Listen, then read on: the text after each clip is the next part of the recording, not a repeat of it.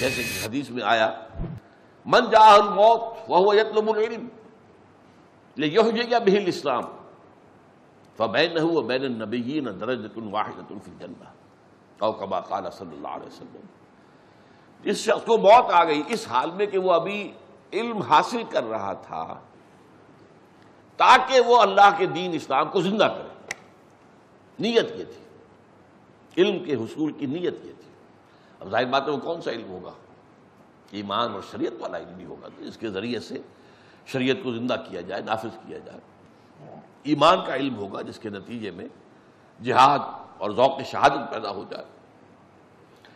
تو من جاء الموت، اسے موت آ گئی، ابھی تو وہ فارغ بھی نہیں ہوا، دین کا علم حاصل نہیں کیا، لگا ہوا تھا، ابھی پورے تن من دھن کے ساتھ لگا ہوا تھا، لیکن موت آ گئی.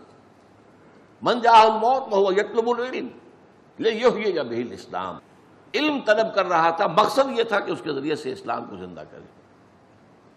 اب سنیے کتنی بڑی خوشخبری ہے.